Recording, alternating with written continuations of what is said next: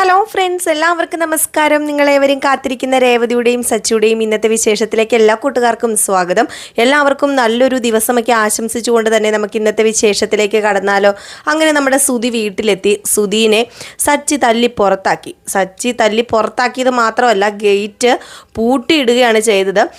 Last നമ്മുടെ ചന്ദ്ര സച്ചിയുടെ കാല് പിടിച്ചു എന്ന് വേണമെങ്കിൽ പറയാം. അതിലൊന്നും നമ്മുടെ സച്ചി വീണില്ല. പക്ഷേ അമ്മ എന്ന ഒരൊറ്റ പ്രയോഗത്തിൽ നമ്മുടെ സച്ചി വീണു. ആ ഒരു കീയും കൊടുത്തു.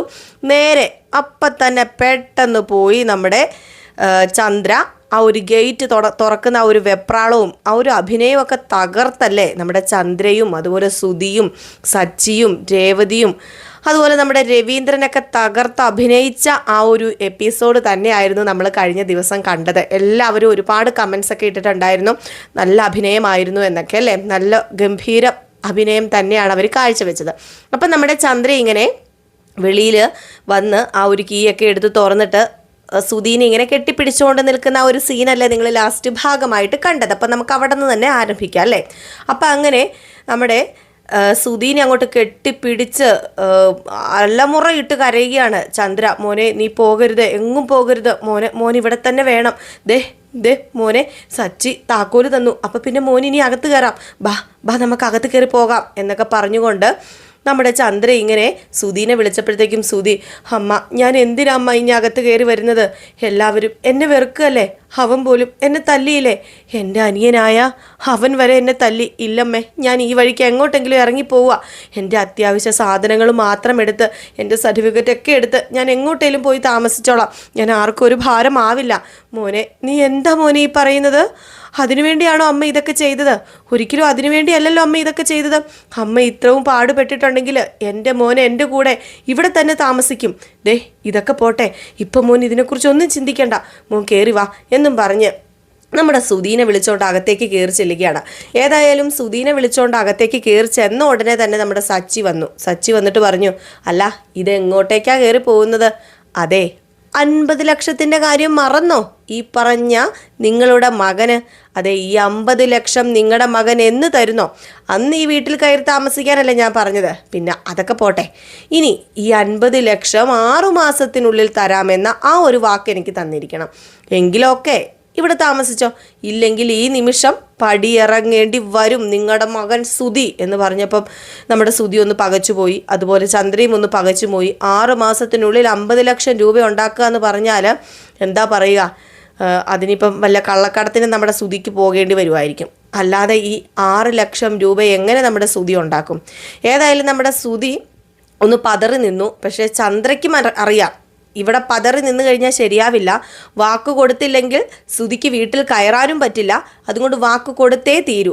അങ്ങനെ നമ്മുടെ ചന്ദ്ര നേരെ സുധിയോട് ചെന്ന് പറയാം, മോനെ നിനക്ക് പറ്റും മോനെ, 50 ലക്ഷം രൂപ അത് 6 മാസം കൊണ്ട് അത് നിനക്ക് കൊടുക്കാൻ പറ്റും മോനെ. അതിന് നിനക്ക് നല്ലൊരു ജോലി വേണ്ടേ? ആ ജോലിയല്ലേ നീ ഇന്ന് ഇൻ്റർവ്യൂവിനൊക്കെ പോയത്. ആ ഇൻ്റർവ്യൂവിന് പോയ ജോലിയൊക്കെ നിനക്ക് കിട്ടും. നിനക്ക് ഈ 50 ലക്ഷം രൂപ ഉറപ്പായിട്ടും ഉണ്ടാക്കി കൊടുക്കാൻ പറ്റും. മോൻ പറ മോനെ എന്ന് പറഞ്ഞപ്പം നമ്മുടെ സുധി ഒന്നും മിണ്ടുന്നില്ല. അപ്പോഴത്തേക്കും സച്ചി പറഞ്ഞു, അവനെ അറിയാം ഈ 6 മാസം കൊണ്ട് 50 ലക്ഷം അവൻ ഉണ്ടാക്കാൻ പറ്റില്ലെന്ന്. എങ്കിൽ പിന്നെ ഒരു കാര്യം വിട്ടോ, ഈ സമയം കൊണ്ട് തന്നെ വിട്ടടിച്ചു പോക്കോ.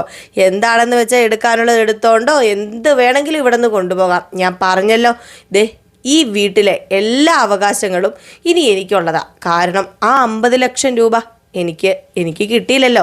അപ്പം പിന്നെ ഈ വീടിൻ്റെ അവകാശം ഇനി എനിക്കുള്ളതാ എന്നൊക്കെ ഇങ്ങനെ പറയണം. ഇവിടെ ജസ്റ്റ് ഒന്ന് കറണ്ട് പോയിട്ടോ. അപ്പം ഞാൻ ഒന്ന് കറണ്ട് വരുമോയെന്ന് നോക്കട്ടെ, എന്നിട്ട് ബാക്കി കഥ പറയാം. കറണ്ട് വന്നില്ല എങ്കിലും ഞാൻ ലൈറ്റ് വെട്ടത്തിലൊക്കെ അഡ്ജസ്റ്റ് ചെയ്തങ്ങ് പറയാം കേട്ടോ. അങ്ങനെ ഏതായാലും നമ്മുടെ സുധിക്ക് ആ വീട്ടിൽ നിന്നും ഇറങ്ങിപ്പോകേണ്ട ആ ഒരു അവസരം വന്നു ചേരുകയാണ്. അങ്ങനെ നമ്മുടെ ചന്ദ്ര സുധിയോട് പോയി പറയുക, മോനെ നീ പറ മോനെ, 50 ലക്ഷം രൂപ നിനക്ക് ഉണ്ടാക്കി കൊടുക്കാൻ പറ്റും. ഏറ്റവും ലാസ്റ്റ് നമ്മുടെ സുധി പറയാണ്, അതെ ഞാൻ 50 ലക്ഷം രൂപ അത് 6 മാസത്തിനുള്ളിൽ തന്നിരിക്കും. അത് എൻ്റെ വാക്കാണെന്ന് പറയുമ്പം, നിൻ്റെ വാക്ക് ആർക്ക് വേണം?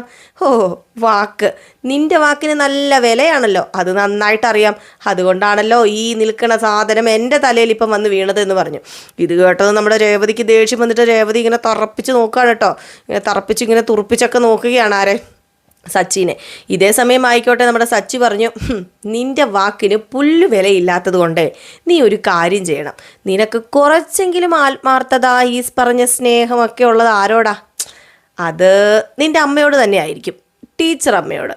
അതുപോലെ ഈ ടീച്ചർ അമ്മയ്ക്ക് ഒരു ചെറിയ പേടി വേണം. അതുകൊണ്ട് തന്നെ നിന്നെക്കൊണ്ട് ഈ 50 ലക്ഷം രൂപ ടീച്ചർ അമ്മ വേഗം ഉണ്ടാക്കിപ്പിക്കണമെങ്കിൽ അതിനിപ്പോൾ എന്താ ചെയ്യേണ്ടത്?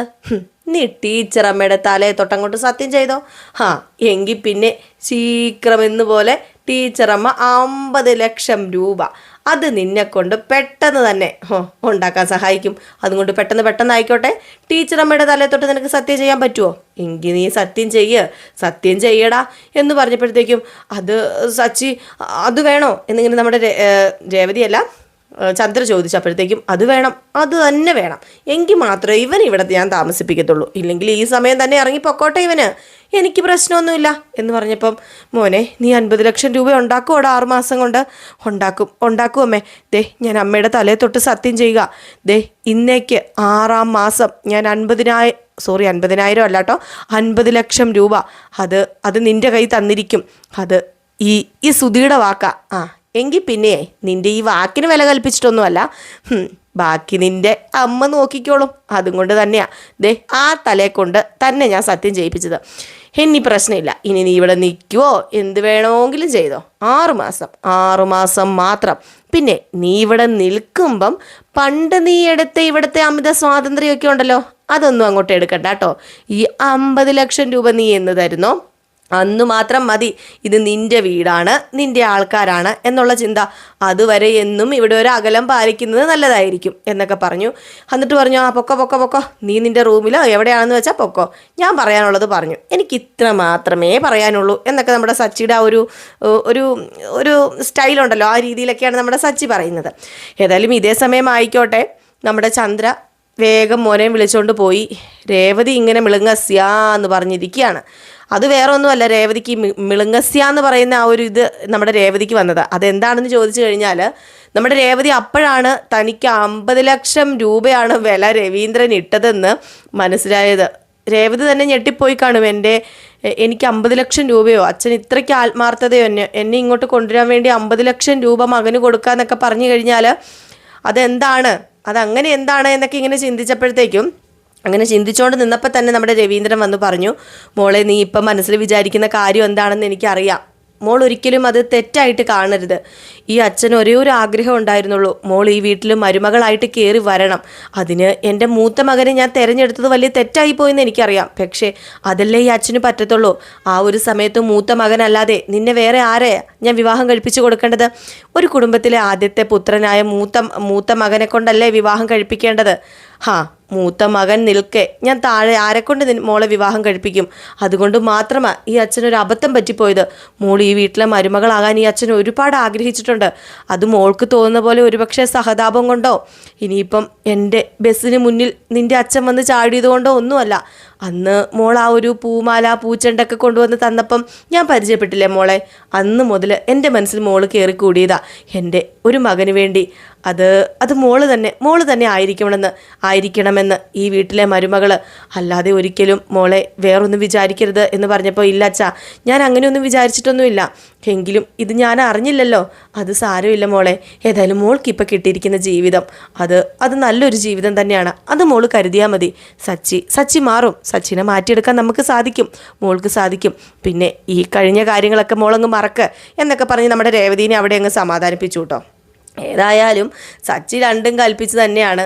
സച്ചി ഇനിയിപ്പം വേറെ ഒന്നുമല്ല, നമ്മുടെ സുധീനെ എന്താ പറയുക, ആ ഒരു വട്ടക്കൊട്ടയിൽ വെള്ളം കോരിക്കുക എന്നൊക്കെ പറഞ്ഞ് കേട്ടിട്ടില്ലേ, അതുപോലെ വെള്ളം കോരിക്കാൻ പോകുന്നതേ ഉള്ളൂ. അങ്ങനെ കുറച്ച് നേരമൊക്കെ കഴിഞ്ഞു. പിന്നെ കാണിക്കുന്ന സീനെന്ന് പറഞ്ഞാൽ നമ്മുടെ സുധി ഭയങ്കരമായിട്ട് വിഷമിച്ചിരിക്കുകയാണ് കേട്ടോ. റൂമിൽ പുറത്തേക്ക് ഇറങ്ങുന്നില്ല, ആരോടും മിണ്ടുന്നില്ല, പറയുന്നില്ല, ഭയങ്കര സങ്കടവും വിഷമവും ഒക്കെ ആയിട്ട് ഇങ്ങനെ മൗനമായിട്ട് ഇങ്ങനെ ഇരിക്കുകയാണ്. അപ്പോൾ അവിടെ രാവിലെ ഭക്ഷണം കഴിച്ചു, ഉച്ചയ്ക്ക് ഭക്ഷണം കഴിച്ചു, അങ്ങനെ ഭക്ഷണമൊക്കെ കഴിച്ച് ഇങ്ങനെ കഴിഞ്ഞു. പക്ഷേ നമ്മുടെ സുധി പുറത്തിറങ്ങി വരുന്നില്ല. അങ്ങനെ ചന്ദ്ര നേരെ ചെല്ലുകയാണ് കേട്ടോ. അപ്പം ചന്ദ്ര നേരെ ചെന്നിട്ട്, മോനെന്താ പുറത്തേക്കൊന്നും ഇറങ്ങി വരാത്തത്? മോനെന്താ പറ്റിയത് എന്ന് ചോദിച്ചപ്പം, അത് അമ്മ, ഞാൻ എങ്ങനെ വെളിയിലേക്ക് ഇറങ്ങി വരാനാ? എല്ലാവരുടെയും മുഖത്ത് ഞാൻ എങ്ങനെ നോക്കും? എൻ്റെ അനിയനല്ലേ എന്നെ തല്ലിച്ചതച്ചത് പട്ടിയെ തല്ലുന്നത് പോലെ.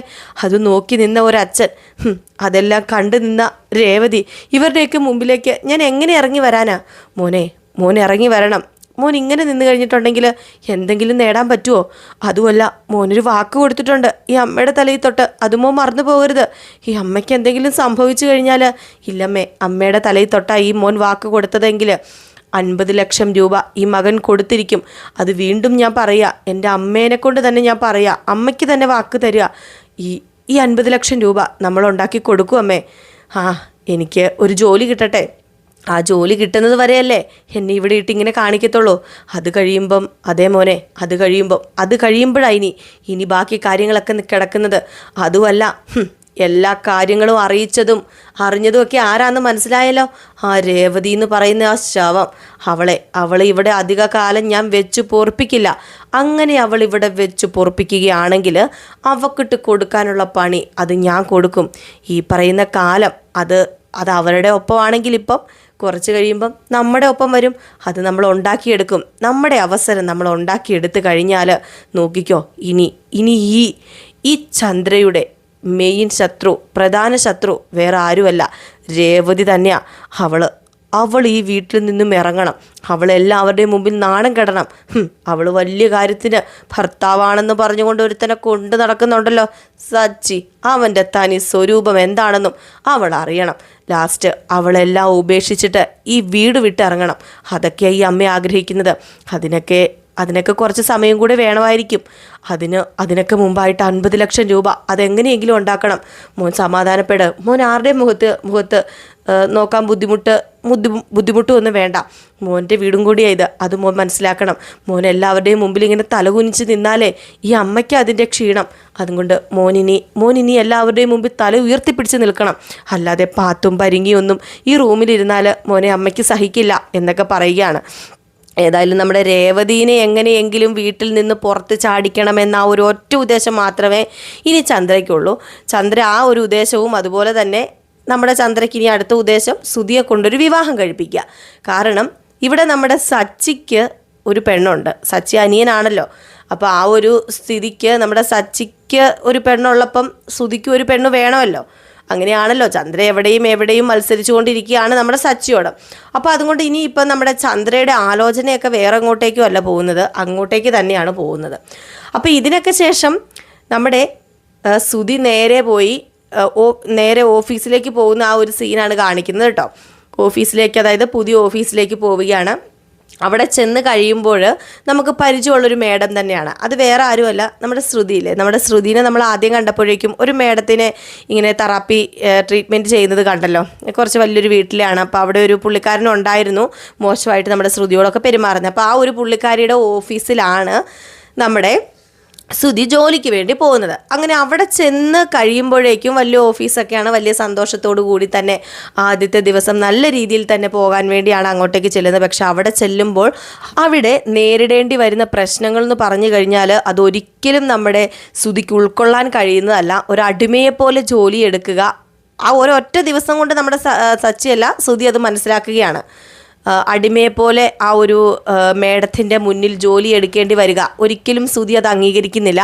അവിടെ ചെറിയ പ്രശ്നങ്ങൾ ഉണ്ടാക്കുന്നു. അവിടെ വെച്ചാണ് ശ്രുതിയെ പരിചയപ്പെടുന്നത്. ഇനിയിപ്പോൾ അങ്ങോട്ടേക്ക് ഞാൻ പോകുന്നില്ല കേട്ടോ, കാരണം അങ്ങോട്ടേക്കുള്ള ആ ഒരു വിഷയം ഇന്ന് നമ്മളെ കാണിക്കുന്നൊന്നുമില്ല. അപ്പോൾ ഞാൻ ഇപ്പോഴേ പറഞ്ഞു കഴിഞ്ഞാൽ അതിൻ്റെ ത്രില്ല് പോകില്ലേ. അപ്പോൾ ഇന്നത്തെ വിഷയങ്ങളും കാര്യങ്ങളും എന്നൊക്കെ പറഞ്ഞു കഴിഞ്ഞാൽ ഏകദേശം ഇതൊക്കെ തന്നെയാണ് കേട്ടോ.